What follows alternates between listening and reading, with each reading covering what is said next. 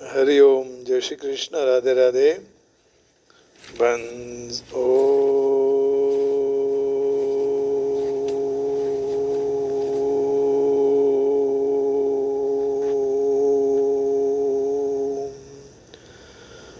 बंशीधरं तोत्रधरं नमामि, मनोहरं मोहरं च कृष्णं, मालाधरं धर्मधुरं धरं च पार्थस्य शरत्यकरं च देवं, करदवीयदीक्षां च समत्वशिक्षां, ज्ञानस्य भिक्षां शरणागतिं च ददाति गीता करुणाद्रभूता, कृष्णेन गीता जगतो हिताय।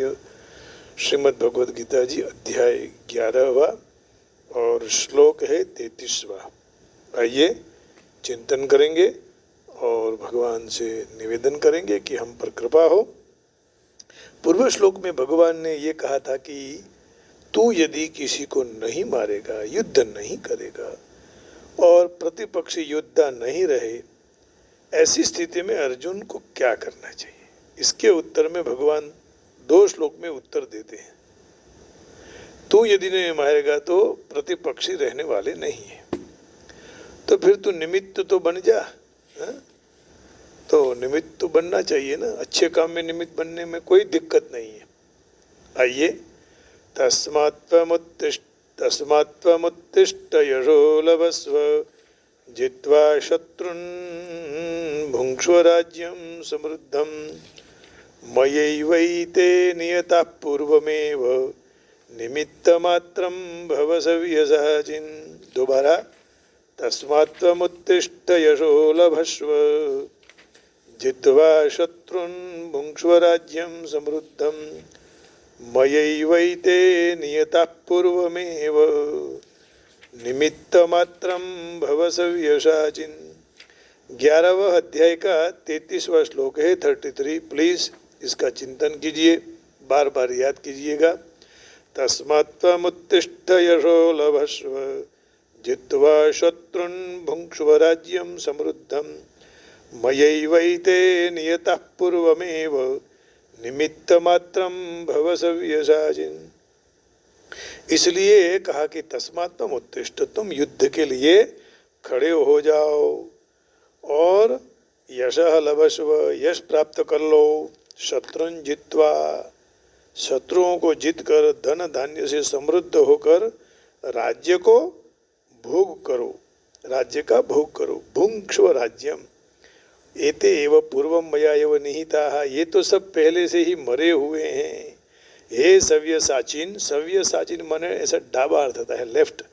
यहाँ अर्थ ये हुआ है कि दोनों हाथों से जो बाण चलाते हैं वो अर्जुन हैं, और तू सबको निमित्त मात्रम भव, ये मारने में केवल निमित्त बनो और कुछ करना नहीं।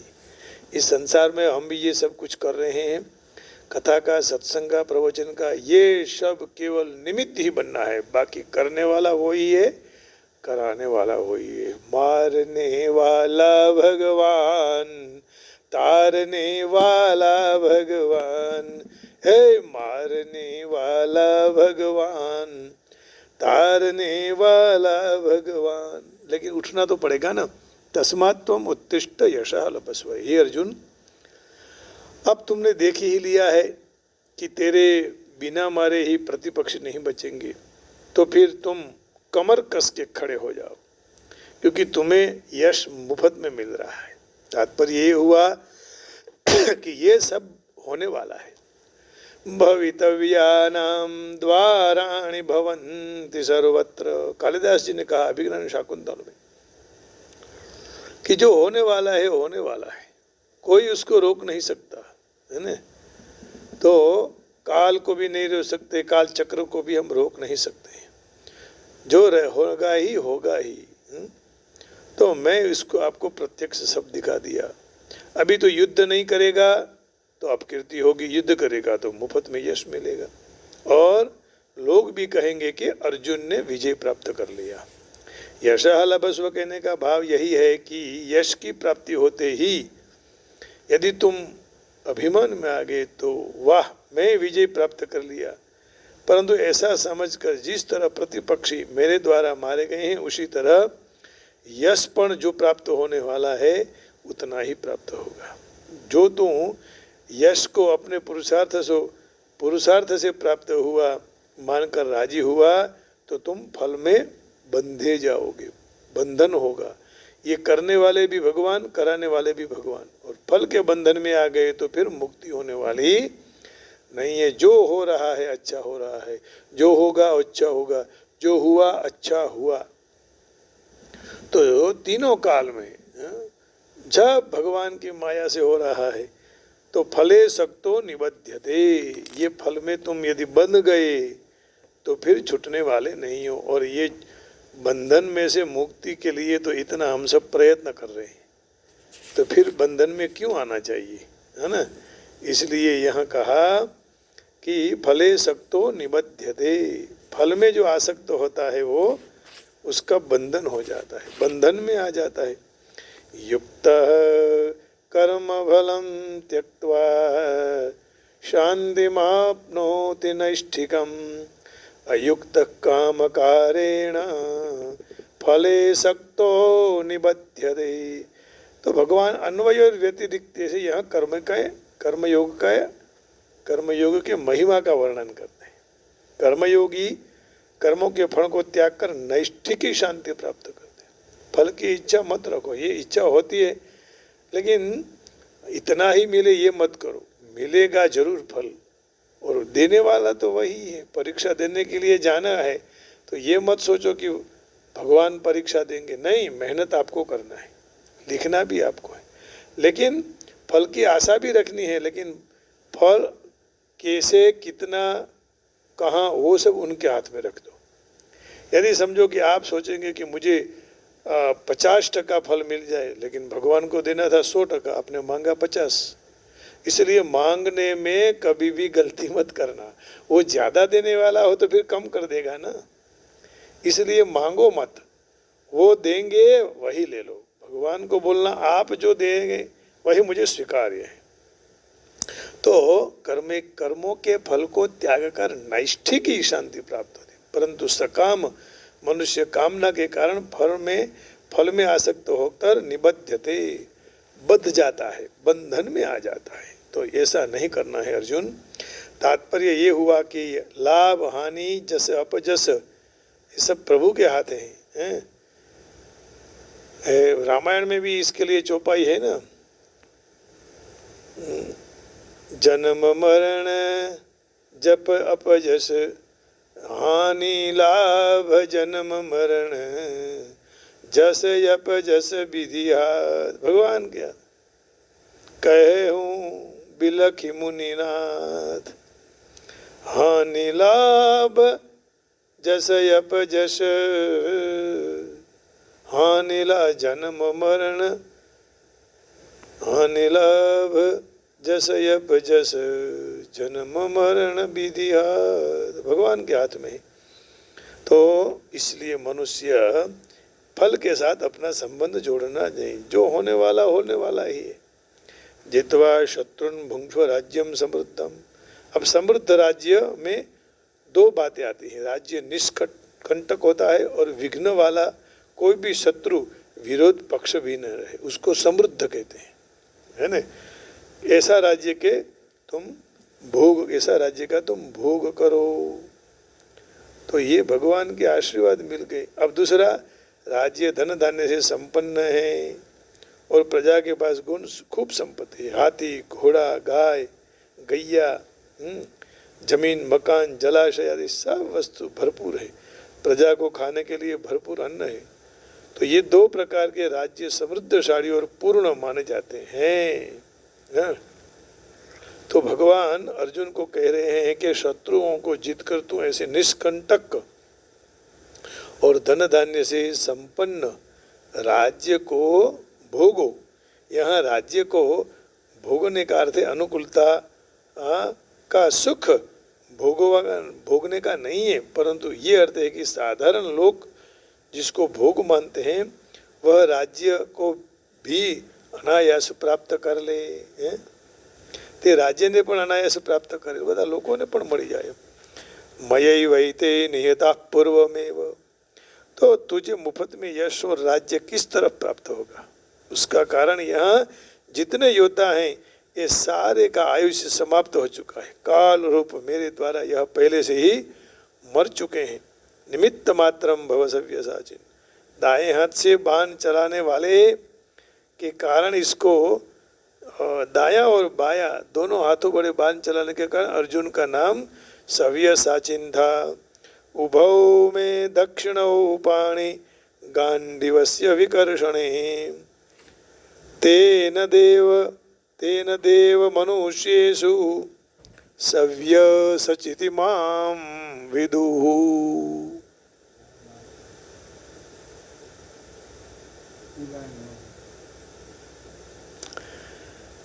तेन देव मनुष्येषु सव्यसाचीति मां विदुः. ऐसे नाम से संबोधित करके भगवान अर्जुन को कह रहे हैं कि तू दोनों हाथ से बाण चलाओ, अर्थात युद्ध में अपनी पूरी शक्ति लगाओ, है ना. दो हाथ वाले इसका अर्थ है कि दोनों हाथ से बाण चलाओ और पूरी शक्ति लगाओ, लेकिन बनना है केवल निमित्त मात्र. तो बल बुद्धि पराक्रम ये कुछ इसका उपयोग नहीं करना है, क्योंकि वो तो सब मैं दे रहा हूँ. तो बल्कि केवल सावधानी पूर्वक उसको वहाँ लगाना है, बल को, बुद्धि को, है ना, और पराक्रम को. तो मैंने मार दिए, मैंने विजय प्राप्त कर लिया, ऐसा अभिमान भी नहीं करना है, क्योंकि ये सब पहले से ही मुझ द्वारा मेरे से मर चुके हैं. इसलिए तुम तो केवल निमित्त बनना है, इतना ज़्यादा पुरुषार्थ भी नहीं करना है. निमित्त बनकर कार्य करने में अपने तरफ से कोई अंश में खामी नहीं होनी चाहिए. पूरी मेहनत लगा के परिश्रम करो, अच्छे अच्छे उत्सव करो, मेहनत से करो, हाँ, सब लोग की प्रसन्नता बढ़ जाए, भगवान राजी हो, ऐसे उत्सव करो, हाँ, और नया नया कुछ करते रहो, भले न मेहनत करनी पड़े. अब पूर्ण शक्ति लगाकर सावधानी पूर्वक कार्य करना चाहिए. कार्य की सिद्धि में अपने अभिमान को किंचित मात्र अंश नहीं रखना चाहिए. जिस तरह भगवान श्री कृष्ण ने गोवर्धन पर्वत उठाया और ग्वाल बालों को कहा कि आप सब लोग पर्वत के नीचे अपनी अपनी लकड़ियों को स्पर्श करा दो, तो सब गोपाल बालों ने वहाँ लकड़ियाँ अड़ा दी, लगा दी, और वो सब समझने लगे तो हमने उठाया है. वास्तव में भगवान ने ही अंतिम अंगुली से, टचरी बोलते हैं ना, छोटी सी अंगुली से भगवान ने उठाया था. इनको अभिमान आ गया और भगवान ने तब अपनी अंगुली थोड़ी नीचे कर दी. इससे आते ही पर्वत भी नीचे आया, ग्वाल बाल पुकारने लगे, रे कृष्ण कृष्ण हम मर गए मर गए. तो सबसे पहले यही कहा करो भगवान को कि आपने ही उठाया है ये संसार का भार. तो भगवान ने कहा कि तुम अपनी पूरी शक्ति लगाओ, और उन्होंने सब पूरी शक्ति लगाई, लेकिन पर्वत को उठा नहीं सके. तब भगवान ने अपनी अंगुली फिर से वहाँ लगा दी और पर्वत ऊंचा कर लिया. तो साधक को परमात्मा की प्राप्ति के लिए बड़ बुद्धि योग्यता इसका पूर्ण उपयोग करना चाहिए, है ना, लेकिन अभिमान नहीं करना चाहिए. हमने किया ये नहीं होना चाहिए. उसमें कभी भी किंचित मात्र भी खामी नहीं रखनी चाहिए. परंतु परमात्मा का अनुभव होने में उद्योग, फिर बड़, है ना, योग्यता, तत्परता, जितेंद्रियता, परिश्रम आदि को कारण मानकर अभिमान नहीं करना चाहिए, क्योंकि उसमें तो केवल भगवान की कृपा का ही कारण है. भगवान ने गीता में कहा है ना, शाश्वत अविनाशी पद की प्राप्ति मेरी कृपा से ही होती है. मत प्रसादात अवाप्नोति शाश्वतम पदम अव्ययम. 18वें अध्याय का 56वां श्लोक है. क्योंकि भगवान से ही सर्वकर्माण्यपि सदा कुर्वाणो मद्व्यपाश्रय मत प्रसादात अवाप्नोति शाश्वतं पदमव्ययम् सर्वकर्माण्यपि सदा कुर्वाणो मद्व्यपाश्रयः मत्प्रसादात् अवाप्नोति शाश्वतं पदमव्ययम्। मेरे आश्रय थे हुआ भक्त हमेशा के लिए सारे कर्मों को करते हुए भी मेरी कृपा से शाश्वत अविनाशी परम पद को प्राप्त हो जाता है ना। मत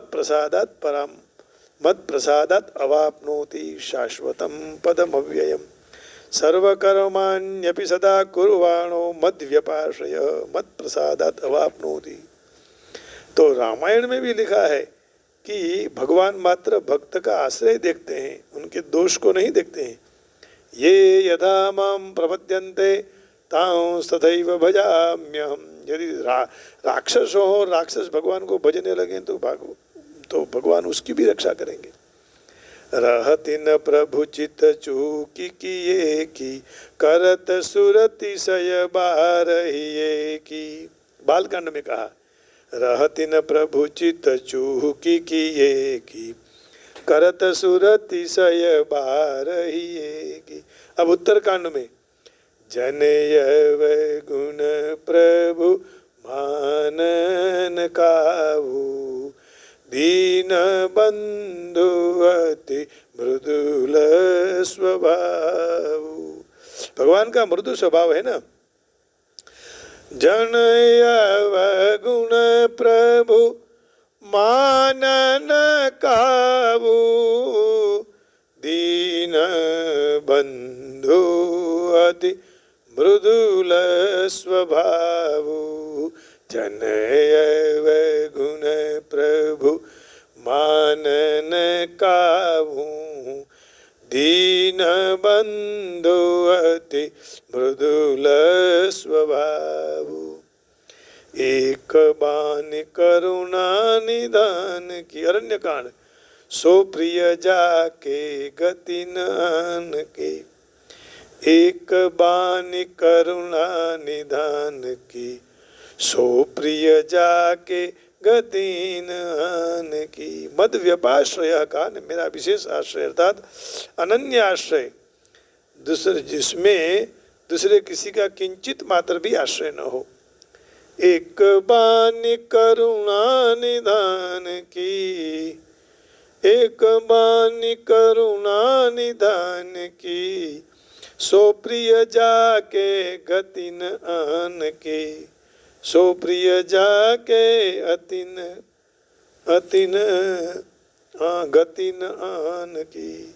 तो इसमें कहा कि मत प्रसादात अवाप्नोति शाश्वतम पदमव्ययम। मत प्रसादात अवाप्नोति शाश्वतम पदमव्ययम। तो सारे विघ्नों को मेरी कृपा से तू तैर जाएगा। मच्चित्तः सर्वदुर्गाणि मत प्रसादात् तरिष्यसि। भगवान अंतिम श्लोकों में ये सब कह रहे हैं कि अभी तुम्हें कोई चिंता नहीं, मेरे प्रसाद से तुम तैर जाओगे। अब तुम्हें करना क्या है, बस केवल मेरी नाव में बैठना है, भक्ति रूपी नाव में। मच्चित्त और ज्ञान और कर्म के दोनों हले से इस नाव को चलाना है। मच्चित्तः सर्वदुर्गाणि मत्प्रसादात् तरिष्यसि अथ चेत्त्वमहङ्कारान् न श्रोष्यसि विनङ्क्ष्यसि। मच्चित्तः सर्वदुर्गाणि मत्प्रसादात् तरिष्यसि अथ चेत्त्वमहङ्कारान् न श्रोष्यसि विनङ्क्ष्यसि। मेरे चित्त में यदि तुमने अपना मन पिरो दिया तो मेरी कृपा से सारे संकट तुम पार कर जाओगे। और जो तू अहंकार के कारण मेरे वचनों को नहीं सुनेगा तो पतन होगा। बात भी ठीक है। मच्चित्तः सर्वदुर्गाणि मत्प्रसादात् तरिष्यसि अथ चेत्त्वमहङ्कारान् न श्रोष्यसि विनङ्क्ष्यसि। कभी तो नष्ट नहीं होगा। अब देखो, साधक को सिद्ध हुआ के निमित्त मात्र बनने से परमात्मा की प्राप्ति हो जाती है। जब साधक अपने पर अपने बल पर साधना करे, तब बल मानने के कारण बारंबार विफलता होती है। कई कई लोगों का साधन में पतन हुआ है, साधना में, क्योंकि साधन ठीक से नहीं समझे ना, साध्य को समझना है। तत्व की प्राप्ति में विलंब होता है। जो भी साधक अपने बल का किंचित मात्र अभिमान न करे तो सिद्धि तत्काल मिल जाती है। 2-4 साल में ही भगवान के गुणगान गाने का प्रारंभ करो, फिर देखिए कितनी सिद्धि प्राप्त होती है, क्योंकि करने वाला वही है। परमात्मा नित्य प्राप्त है, तो केवल अपने पुरुषार्थ के अभिमान के कारण उनको अनुभव नहीं होता है। अपने पुरुषार्थ से अभिमान दूर करने के लिए कहा, निमित्त मात्र भव सव्यसाचिन। कर्मों में जो अपना किया हुआ का जो अभिमान है, मैं करता हूँ और होता है, और मैं नहीं करूँ तो नहीं होता है। ये प्रायः सब जगह लोग ऐसा कहता है कि हम थे तो ऐसा करते थे, हमने ऐसा किया। अभिमान मत किया करो, जो हो रहा है उसकी इच्छा से हो रहा है। और ये मानो कि सब काम हो रहे हैं प्रभु आपकी कृपा से। मैंने किया, हम लोग ऐसा करते थे पहले, अभी ऐसा नहीं हो रहा है, ऐसा अभिमान मत करो। यह केवल अज्ञानता के कारण अपने में हम लोग आरोपित करते हैं। अध्यारोप और आरोप वेदांत की भाषा है। जैसे सर्प होता है ना, तो सर्प में हमें रज्जु देता है, तो वह आरोप हो गया। तो जो मनुष्य अभिमान और फल की इच्छा का त्याग करके परिस्थिति के अनुसार कर्तव्य कर्म में निमित्त बन जाते हैं, तो उनका उद्धार स्वतः सिद्ध है। क्योंकि जो होने वाला है वो होगा ही रहेगा। न जान्यू जानकी नाथे सवारे શું થવાનું છે। ભગવાન રામ હતા, પણ અવતાર લઈને આવ્યા હતા, મનુષ્ય અવતાર, એટલે જેવું આપણને અનુભવ થાય એવો એમને અનુભવ થાય। तो उनको भी पता नहीं रहा कि कल सुबह क्या होगा, तो छोड़ दो उसी पर। और इसलिए तो भगवान राम जब जाते थे तो बड़े प्रसन्नता से चल बसे, और माँ को कहा कि आपने मुझे कानन का राज दिया है ना। कितनी बड़ी त्याग। गुरुवर थे त्यक्त राज्य, तो ये सब छोड़ना बहुत कठिन है। इसलिए अपनी शक्ति से, और जो हो रहा है उसको कोई अपनी शक्ति से रोक नहीं सकता, और जो नहीं होना वाला नहीं होगा। आप इच्छना चाहेंगे तो भी नहीं होगा, किसी का आप खराब करना चाहते हो तो नहीं हो पाएगा। इसलिए उनके अच्छे विचारों के साथ मिलजुल जाओ। ये बल बुद्धि कुछ नहीं हो सकता है। इसलिए सिद्धि असिद्धि समान रहकर कर्तव्य कर्म का पालन करने के मुक्ति स्वतः सिद्ध है। बंधन, नरकों की प्राप्ति, 84 लाख की योनि की प्राप्ति, ये सारे कृति साध्य हैं। और मुक्ति, कल्याण, भगवत प्राप्ति, भगवत प्रेम, ये स्वतः सिद्ध है ना। इसलिए कहा ने कि सिद्धि असिद्धि में समान रहकर कर्तव्य कर्म का पालन करने आए तो मुक्ति स्वतः सिद्ध है।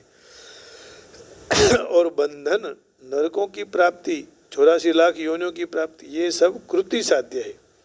और मुक्ति, कल्याण, भगवत प्राप्ति, भगवत प्रेम स्वतः सिद्ध।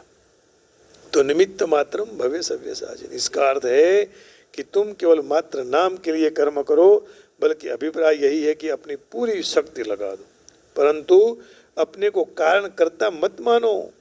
करने वाले भगवान है, अर्थात अपने में, अपने प्रयत्न में कुछ खामी मत रखो। खूब डट से मेहनत करो, प्रयत्न करो, बैठे मत रहो, नित्य कर्म करो। कर्मणि वही संसिद्धिम आस्थिता जनकादयः। और ये भी कहा, स्वकर्मणा तमभ्यर्च्य सिद्धिम विन्दति मानवः। तो स्वयं में अभिमान नहीं करना। भगवान ने जो बल, विद्या, योग्यता आदि दिया है, उसको लगाने में भी पूरी शक्ति लगाना। भगवान को प्राप्त कर सकता नहीं, क्योंकि हम क्या करते हैं कि हम हमारा समझने लग जाते हैं। आपने भगवत प्राप्ति भगवान के आधारित है, भगवान की कृपा के आधारित। तो अपने भगवान ने अपने तरफ से अपनी कृपा करने में कोई भी कमी नहीं रखी है। जैसे कभी वत्स होता है ना, बछड़ा, तो उसको स्तन से ही दूध पीना है, परंतु भगवान ने गैया को 4 स्तन दिए। वाह। और उसी तरह भगवान ने चारों तरफ से उसके पर कृपा कही, तो हम पर भगवान चारों तरफ से कृपा करें। तो भगवान ने 4 स्तन दिए गैया को, तो ये कृपा करी, सबकी कृपा। ये हाथ में नहीं है तो दूसरा आंचल पियो, लेकिन तो भगवान चार बाजू से कृपा कर रहे हैं, चारों तरफ से। और हमको केवल निमित्त मात्र बनना है। अर्जुन के सामने तो युद्ध था ही, और भगवान ने कहा कि तुम निमित्त बन जा, तेरा विजय होगा। और यही बात हमारे सामने संसार है, इसलिए हम लोगों को संसार में इन कई चीज़ों हैं ऐसी, उनका सामना करना चाहिए। तो निमित्त बनकर साधना करनी चाहिए, और संसार पर हमारा विजय जरूर होगा। तो इस विजय को प्राप्त करने के लिए हमें निमित्त बनकर भगवान के कार्य में लगना चाहिए। तो सव्यसाचिन युद्ध क्षेत्र में कुशलता पूर्वक बाण छोड़ सके, इसलिए यह संबंध दिया, निमित्त मात्र बनाया नहीं। और अल्पज्ञानी मनुष्य ये मान लेते हैं कि मैंने किया। प्रकृति कोई आयोजन बगैर गतिशील है, ऐसा मनुष्य लोग मानते हैं, लेकिन ऐसा नहीं। समग्र सृष्टि के सर्जक आकस्मिक हैं, ऐसे कहने वाले वैज्ञानिकों की भी सूचन है। कदाच ऐसे भी होता है, लेकिन ऐसे हो सकता है, परंतु कदाच ऐसे न हो। तो यहाँ ऐसा प्रश्न ही नहीं है। जगत में केवल निश्चित योजना से ये सब संचालन हो रहा है। ये योजना क्या है? देखिए, वो कभी बारिश आई, कभी ठंडी, कभी बर्फ गिरी, कभी गर्मी, तो ये सब सृष्टि कर रही है ना, भगवान करवा रहे हैं। तो विश्व में प्रगटीकरण था सृष्टि, ये बद्ध जीवों के लिए भगवान के धाम में वापिस जाने का अवसर है। जहाँ तक उनकी मनोवृत्ति प्रकृति के ऊपर प्रभुत्व जमाने की इच्छा है, वहाँ तक वे बद्ध रहेंगे। मेरा है, मैं ही सब कुछ हूँ, ऐसा करेंगे तो बंधन में आ जाएंगे। तो कोई भी मनुष्य परमेश्वर की रहस्य को, परमेश्वर की योजना के रहस्य को समझ सकता है। कृष्ण भावनामृत संवर्धन करता है, वह अत्यंत बुद्धिमान है। भगवान के चरणों में जाकर शरणागति ले लेता है। तो सृष्टि का सर्जन और विनाश ईश्वर के सर्वोपरि मार्गदर्शन के नीचे ही होता है। इस तरह कुरुक्षेत्र का युद्ध ईश्वर की योजना के अनुसार हो रहा है। यहाँ किसी का काम नहीं, न पांडव इच्छते थे न कौरव, लेकिन ये भगवान की इच्छा से कौरव इच्छने लगे, और वही भगवान ने प्रयत्न किया कि युद्ध को रोका जाए, लेकिन नहीं पाने। और अर्जुन ने भी मना किया था, तो उसको कहा कि परमेश्वर की इच्छा के मुताबिक युद्ध करो, सुखी होगा, है ना। तस्मात् तो उत्तिष्ठ यशो लभस्व। तो जब मनुष्य अपने पूर्ण कृष्ण भावना परायण हो जाएगा, तो उसका जीवन भगवान की दिव्य सेवा में समर्पित हो, तो वह संपूर्ण है, और उसी का जीवन दिव्य हो जाता है, क्योंकि भगवान के चरणों में जाकर बसने का। अब देखिए ये क्या अर्थ करते हैं। Therefore you do arise and win glory, conquering foes, enjoy the affluent kingdom. These various stand already slain by me. Be you only an instrument. Arjun, हम तो केवल साधन है, करने वाला वही है, भगवान से ही सब कुछ हो रहा है, ऐसा मानने में ही हमारा कल्याण है। तो यहाँ ये कहा कि तस्मात् उत्तिष्ठ यशो लभस्व, है ना। 33वें श्लोक में ये कह दिया कि खड़े हो जाओ और यश को प्राप्त करो। तस्मात् उत्तिष्ठ यशो लभस्व। Therefore get up, prepare to fight and win glory. खड़े हो जाओ युद्ध के लिए। Conquer your enemies and enjoy a flourishing kingdom. They are already put to death by my arrangement, and you are savyasi can be but an instrument in the fight. तुम केवल साधन हो यार, तुम कुछ नहीं हो, करने वाला वही सब कुछ है। तो भगवान ने समझा दिया अब कि भाई और कुछ नहीं करना है, केवल मैं जो कह रहा हूँ वो करो, बस भगवान की आज्ञा में मानना है। और इसके लिए भगवान को जगाना है, जागरण नहीं करना है, जगाना है। और हमको जागना है। हे जागो ने अलबेला काना, मोटा मुगट धारी रे, जागो ने अलबेला काना, सहु दुनिया तो सूती जागी, प्रभु तुम्हारी निद्रा भागी रे। ए जागो रे अलबेला काना, मोटा मुगट धारी रे, जागो ने अलबेला काना।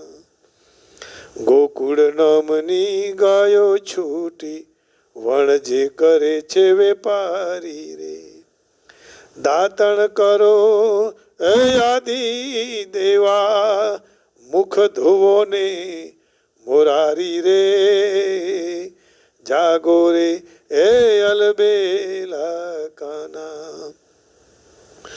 ભાત ભાતના ભોજન બનાવ્યા, ભરી સુવર્ણ થાળી રે, લવિંગ સોપારીને એલચી પ્રભુ, પાનની બીડી બીડી વાળી રે, જાગો ને અલબેલા કાના, એ મોટા મુગટ ધારી રે।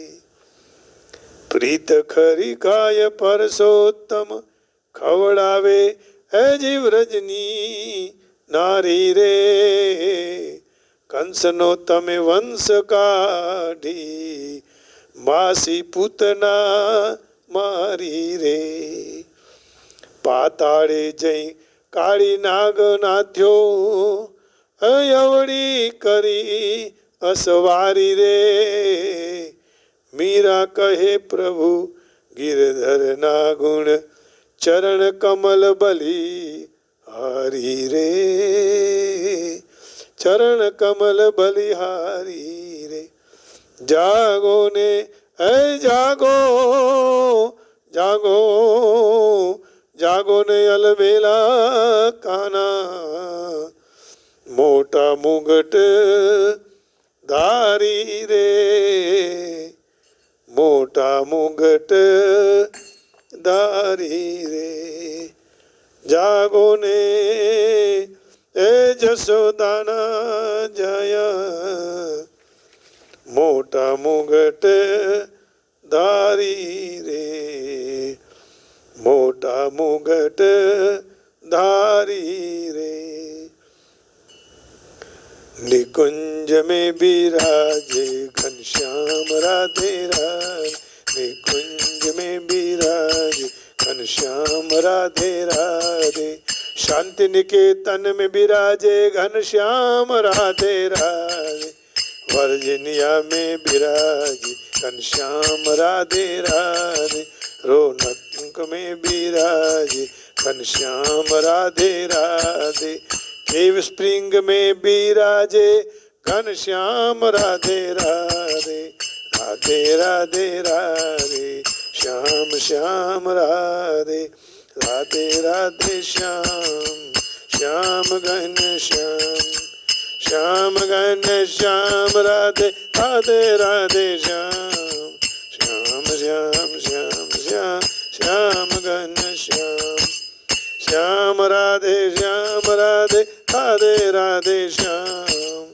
श्याम राधे श्याम राधे श्याम, राधे राधे राधे श्याम सुंदर राधे, राधे राधे राधे श्याम सुंदर राधे, शांतिनाथ में राधे राधे श्याम सुंदर राधे, शांति निकेतन राधे राधे श्याम सुंदर राधे, वेंकटेशा राधे राधे राम राधे राधे, हनुमान गोविंद राधे राधे, गणपति गाम राधे राधे, अम्बा राधे राधे राधे, पद्मावती राधे राधे, बाल कृष्ण राधे राधे, गोविंद राधे राधे, राधे राधे राधे, राधे राधे राधे, श्याम राधे राधे, घनश्याम राधे राधे, कुंज में विराज,